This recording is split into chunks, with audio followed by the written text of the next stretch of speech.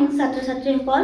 আজি আমি class 3 ইভিএছৰ chapter 2 আলোচনা কৰিম আহা চেপ্টাৰটোৰ নাম হৈছে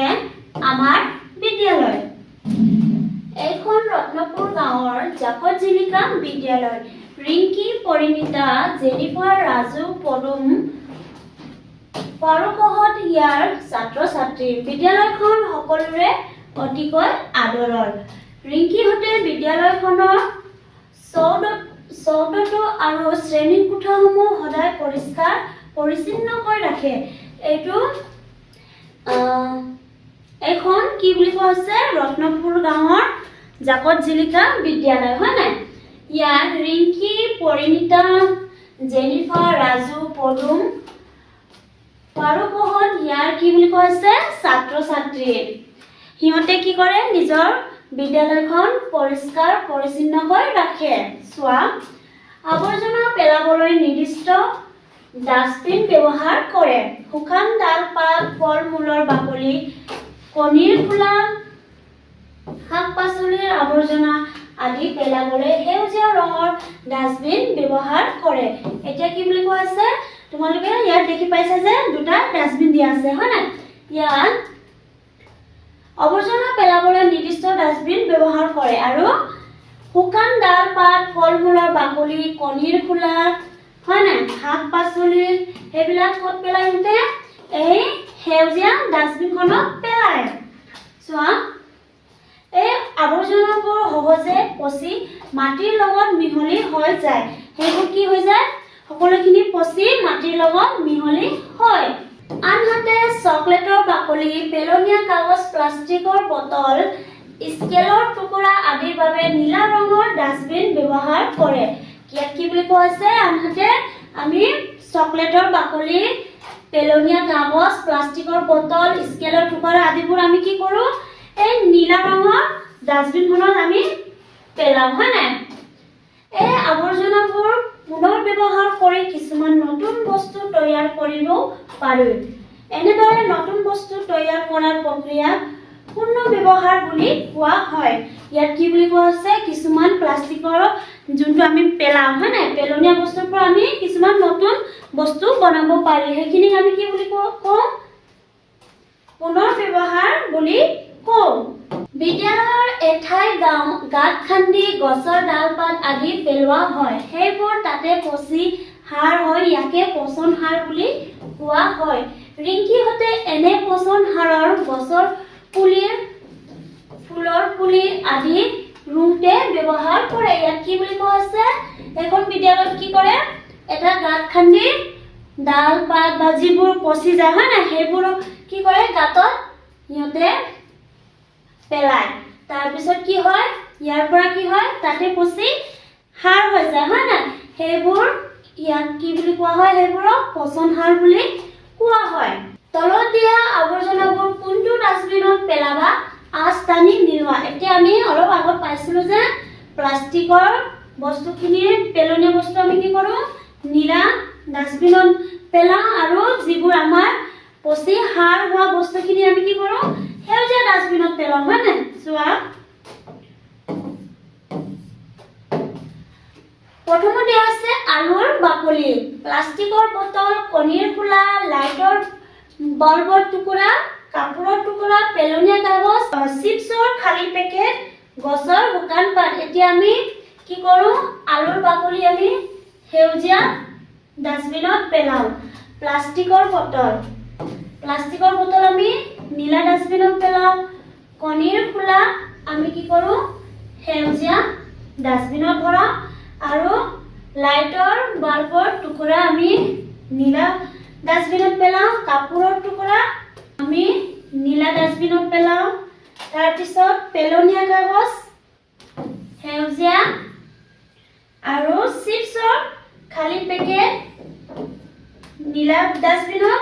গছৰ শুকান পাত আমি কি কৰোঁ সেউজীয়া ডাষ্টবিনত পেলাওঁ শিশু আহা তোমালোকৰ বিদ্যালয়খন তুমি কিয় ভাল পোৱা ভাবি গুণি কেইটামান কাৰণ লিখা এতিয়া ইয়াত কি বুলি কোৱা আছে তোমালোকে নিজৰ বিদ্যালয়খন কিয় ভাল পোৱা সেইখিনি লিখিবলৈ কোৱা আছে হয় নাই সেইটো তোমালোকে কি কৰিবা নিজে নিজে নিজৰ মতে লিখি যাবা চোৱা আলোচনা কৰো আহা বিদ্যালয়ত কেনেদৰে ফুলনি আৰু পাচলিৰ বাগিচা পাতিবা শিক্ষক আৰু সহপাঠীসকলৰ সৈতে আলোচনা কৰা শিক্ষকৰ তত্ত্বাৱধানত কামৰ ভাগ বতৰা কৰি ফুলনি আৰু পাচলি বাগিচাৰ সময়মতে যতন ল'বা ইয়াত কি বুলি কোৱা আছে শিক্ষকৰ লগত মিলি আৰু নিজৰ সহপাঠীসকলৰ লগত মিলি কি কৰিব কৈছে বাগিচা ফুল আৰু পাচলি ৰুবলৈ কোৱা হৈছে চোৱা 2 নম্বৰ দি আছে পচন সাৰ কিদৰে তৈয়াৰ কৰিব পাৰি পচন সাৰৰ ব্যৱহাৰ উপকাৰিতাসমূহ কি কি এতিয়া ইয়াত প্ৰশ্ন দিয়া আছে পচন সাৰ কিদৰে তৈয়াৰ কৰিব পাৰি সেইবোৰ আমি কি কৰিব লাগিব এই প্ৰশ্নৰ উত্তৰ লিখিব লাগিব চোৱা এতিয়া চোৱা পচন সাৰ কিদৰে তৈয়াৰ কৰিব পাৰি ঘৰুৱা আৱৰ্জনা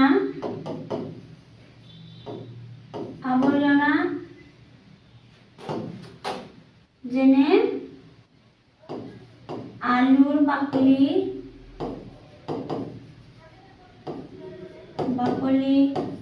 গছৰ পাত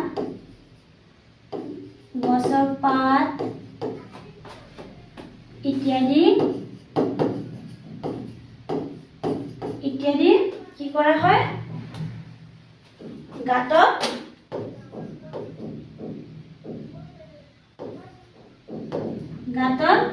পেলোৱা হয়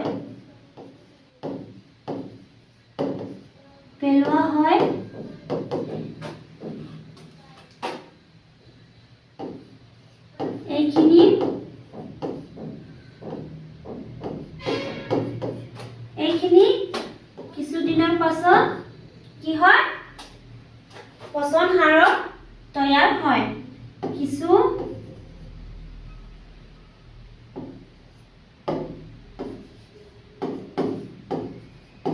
কিছুদিনৰ পাছত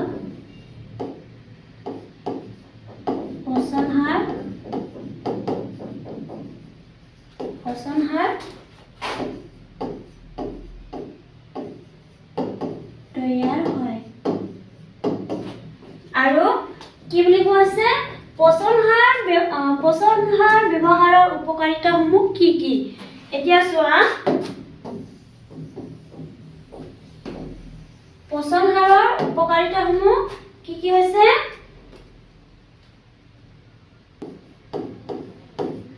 মাটিৰ গুণ বৃদ্ধি হয়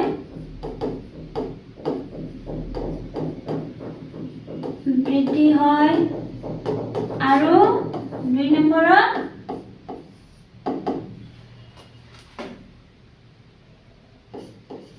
ফসল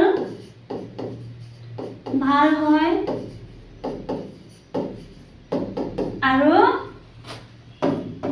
3 নম্বৰত পৰিৱেশ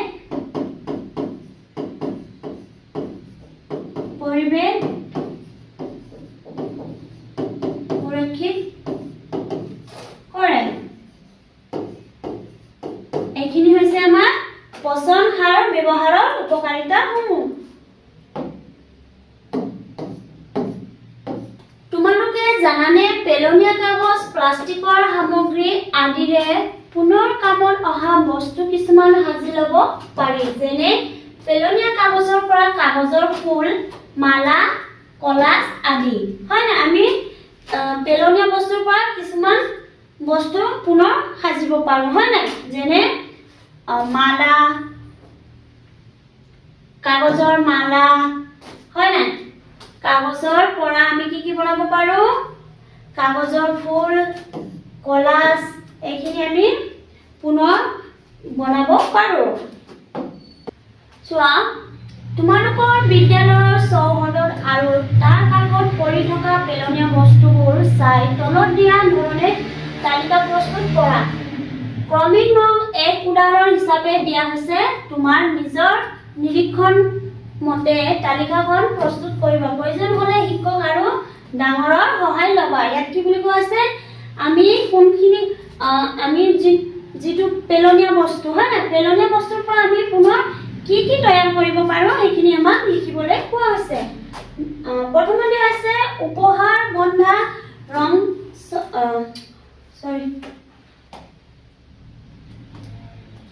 প্ৰথমতে আছে উপহাৰ বন্ধা ৰংচঙীয়া কাগজৰ মালা সাজিবলৈ হয় না 2 নম্বৰত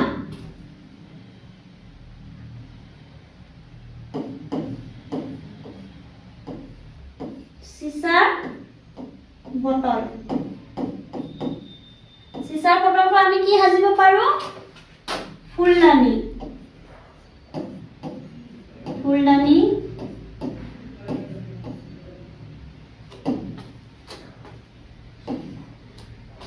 সাজো আৰু 3 নম্বৰত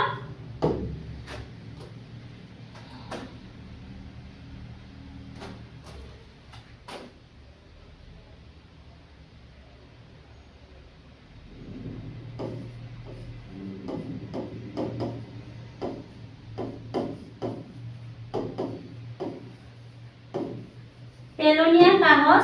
কাগজৰ পৰা আমি কি কৰোঁ নাও সাজো আৰু 4 নম্বৰ আমি পেলনীয়া কাপোৰ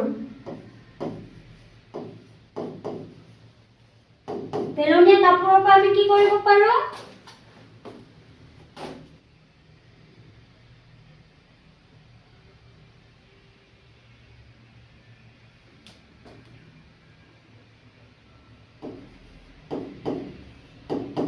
ভৰি মোচা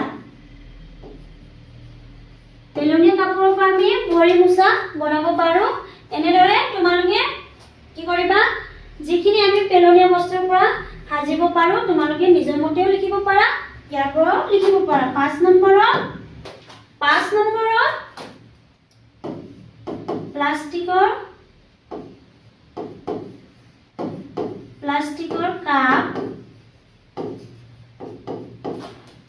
কাপ আমি কি কৰোঁ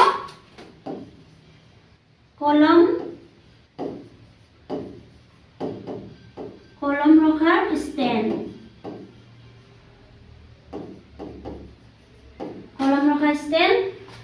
আৰু 6 নম্বৰত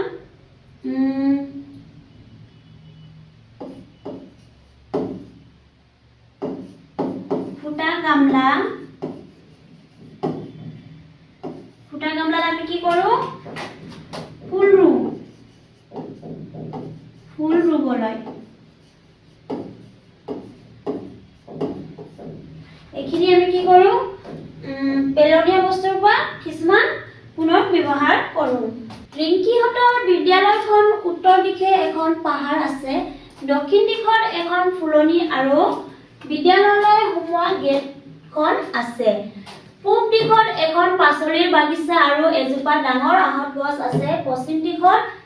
এডৰা সৰিয়হৰ খেতি আছে ইয়াত কি বুলি কোৱা আছে ৰিংকিহঁতৰ বিদ্যালয়ৰ পূব দিশে এখন পাহাৰ আছে হয় না আৰু কি আছে দক্ষিণ দিশত ফুলনি আৰু বিদ্যালয়লৈ সোমোৱা গেট আছে তাৰপিছত পূব দিশত এখন পাচলিৰ বাগিচা আৰু এজোপা ডাঙৰ আহঁত গছ আছে তাৰপিছত পশ্চিম দিশত কি আছে বুলি কৈছে এডৰা সৰিয়হৰ খেতি আছে চোৱা পঢ়ি চাওঁ আহা এটা সহজ উপায়েৰে দিশ নিৰ্ণয় কৰোঁ আহা ৰাতিপুৱা সূৰ্যটোৰ সোঁফালে মুখ কৰি হাত দুখন দুইফালে মেলি দিয়া তোমাৰ সন্মুখৰ ফালে পূব আৰু পিঠিৰ ফালে হ'ব পশ্চিম দিশ এতিয়া আমি কি কৰোঁ ৰাতিপুৱা শুই উঠি বেলিৰ ফালে নিজৰ দুখন হাত মেলিলে কি হ'ব আমাৰ যোনটো সন্মুখৰ হ'ব পূব আৰু পিঠিৰ ফালে হ'ব পশ্চিম আৰু দ্বিতীয় দিশ আছে তোমাৰ বাওঁ হাতৰ ফালে হ'ব উত্তৰ আৰু সোঁ হাতৰ ফালে হ'ব দক্ষিণ দিশ চোৱা দিশ প্ৰধানকৈ 4টা পূব পশ্চিম উত্তৰ আৰু দক্ষিণ সূৰ্যটো সদায় পূব দিশত ওলাই আৰু পশ্চিম দিশত মাৰ যায় ক্ৰিয়াকলাপ 3 তোমাৰ বিদ্যালয় আৰু ঘৰৰ চাৰিওটা দিশত কি আছে তলৰ তালিকাখনত লিখা এতিয়া চোৱা দিশ দিয়া হৈছে 4টা উত্তৰ, দক্ষিণ, পূব, পশ্চিম তোমাৰ বিদ্যালয়খনত কি আছে লিখিবা আৰু তোমাৰ ঘৰত কি আছে সেইখিনি লিখিবা। তোমাৰ ঘৰত পূব, পশ্চিম, উত্তৰ, দক্ষিণত কি আছে সেইখিনি তোমালোকে নিজে পূৰ কৰি ল'বা। ৰিংকিহঁতৰ ঘৰৰ পৰা বিদ্যালয়লৈ যোৱা বাটতে পৰিণীতাহঁতৰ ঘৰ। দুয়োজনে একেলগে বিদ্যালয়লৈ খোজকাঢ়ি অহা যোৱা কৰে।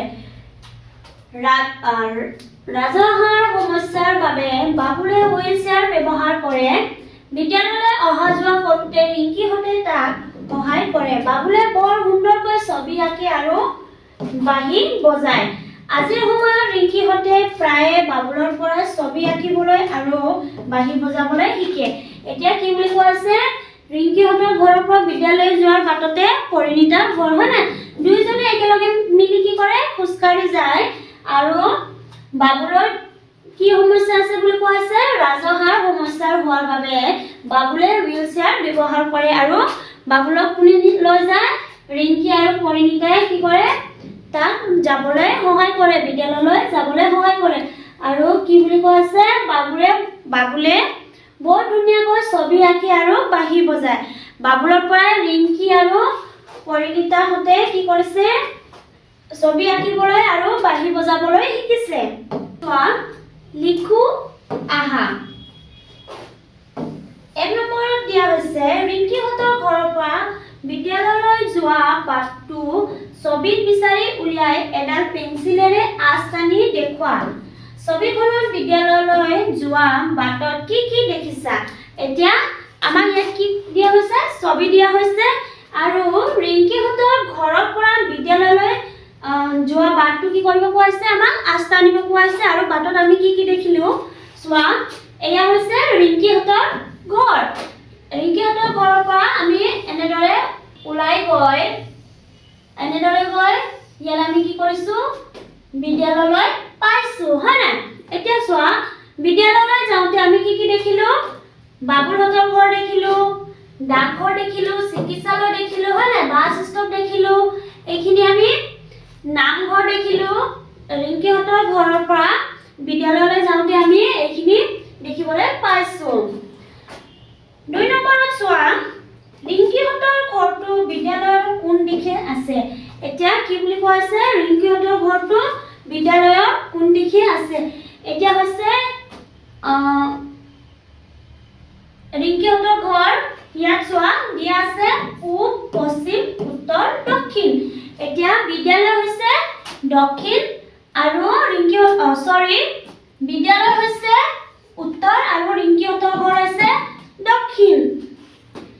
3 নম্বৰত চোৱা, পুখুৰীটো ৰিংকিহঁতৰ ঘৰৰ কোন দিশত আছে? এতিয়া চোৱা, ৰিংকিহঁতৰ ঘৰৰ ওচৰত পুখুৰী এটা আছে। ৰিংকিহঁতৰ ঘৰৰ পৰা পুখুৰী পশ্চিম দিশে আছে, হয় নাই? পশ্চিম দিশে আছে। 4 নম্বৰত চোৱা, চিকিৎসালয়খন ৰিংকিহঁতৰ ঘৰৰ কোন দিশত আছে? এতিয়া কি বুলি কৈছে, ৰিংকিহঁতৰ ঘৰৰ পৰা চিকিৎসালয় কোনটো দিশত আছে? উত্তৰ দিশত চিকিৎসালয় আছে।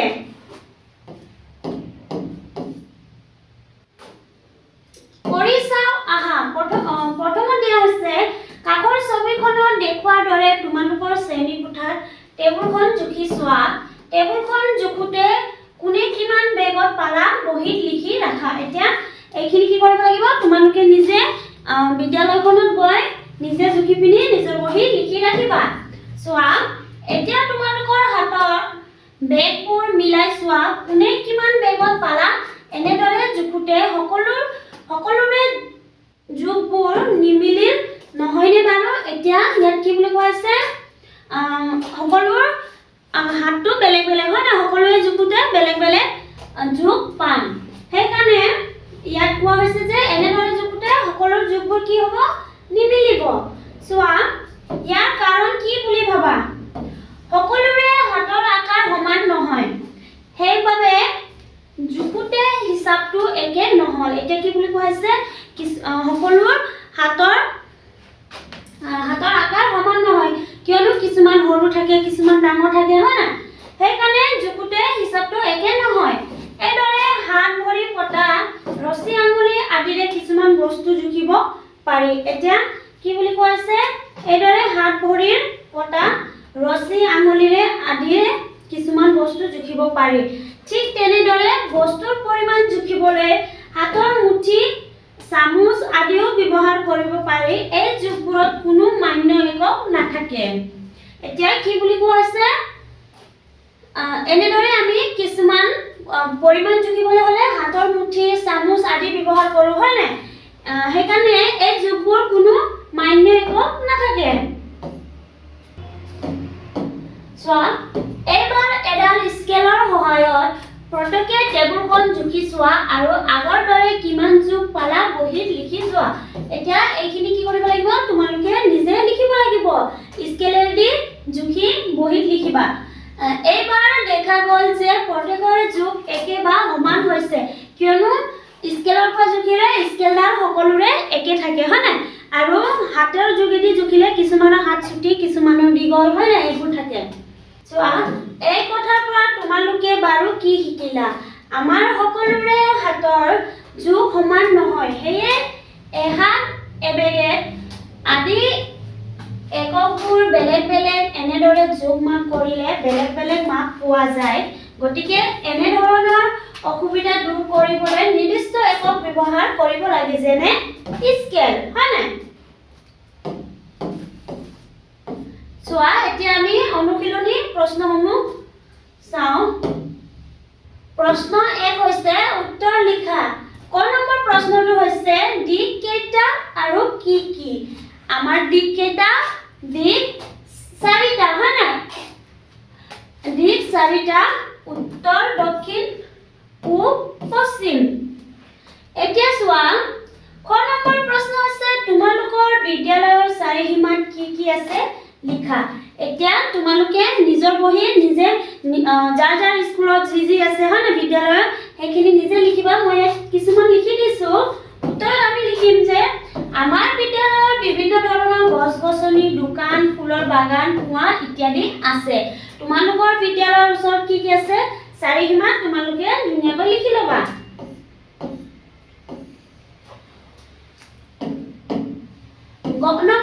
গ নম্বৰ প্ৰশ্ন আছে তোমালোকৰ ঘৰৰ চাৰিসীমাত কি কি আছে লিখা এতিয়া তোমালোকৰ ঘৰৰ চাৰিসীমাত কি কি আছে লিখিবা মই ইয়াত লিখি দিছো আমাৰ ঘৰৰ চাৰিসীমাত বিভিন্ন ধৰণৰ গছ-গছনি ফুলৰ বাগান বাঁহ গছ দোকান ৰাস্তা ইত্যাদি আছে গ নম্বৰ প্ৰশ্ন আছে চকলেটৰ বাকলি প্লাষ্টিকৰ খালী বটল আদি পেলাবলৈ কেনেকুৱা ৰঙৰ ডাষ্টবিন ব্যৱহাৰ কৰিব পাৰি এতিয়া চোৱা চকলেট আৰু প্লাষ্টিকৰ বটল আদি পেলাবলৈ কেনেকুৱা ধৰণৰ ডাষ্টবিন ব্যৱহাৰ কৰিব লাগে চোৱা চকলেটৰ বাকলি প্লাষ্টিকৰ খালী বটল আদি পেলাবলৈ নীলা ৰঙৰ ডাষ্টবিন ব্যৱহাৰ কৰিব লাগে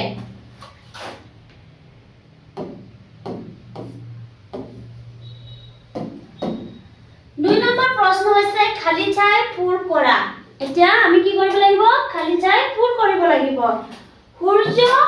সূৰ্যটো সদায় দেশ দিশত ওলাই আৰু দেশ দিশত মাৰ যায় এতিয়া আমি লিখিম খালি ঠাইত সূৰ্যটো সদায় পূব দিশত ওলাই আৰু পশ্চিম দিশত মাৰ যায় 3 নম্বৰ প্ৰশ্ন হৈছে পচন সাৰ কিদৰে তৈয়াৰ কৰা হয় লিখা এতিয়া আমি আগত কিবা লেসনত পাইছিলো যে পচন সাৰ কিদৰে তৈয়াৰ হয় এতিয়া চোৱা উত্তৰত আমি লিখিম যে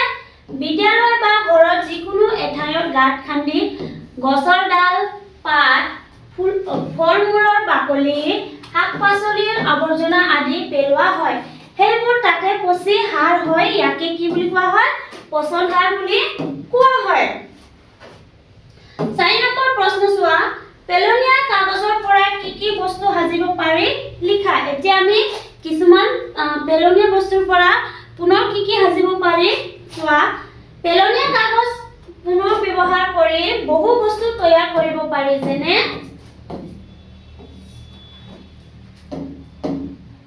কাগজৰ ফুল কাগজৰ নাও হেলিকপ্টাৰ পৰাহলীয়া কামৰ বাবে ব্যৱহাৰ্য সামগ্ৰী আমি কি কৰিব পাৰো তৈয়াৰ কৰিব পাৰো 5 নম্বৰ প্ৰশ্ন আছে ঘৰৰ ছবি এখন আঁকি তাৰ দিশকেইটা দেখুৱা। এতিয়া তোমালোকে বহি ধুনীয়াকৈ ঘৰৰ ছবি আঁকি তাৰ দিশকেইটা দেখুৱা। এয়া হৈছে আমাৰ ঘৰ, হয় নাই? এয়া ঘৰ, পূব, পশ্চিম, উত্তৰ, দক্ষিণ। এয়া তোমালোকে ধুনীয়াকৈ নিজৰ বহীত আঁকি ল'বা। ছাত্ৰ ছাত্ৰীসকল, আজিৰ ক্লাছটো আমি ইয়াতে সামৰণি মাৰিছোঁ। ধন্যবাদ।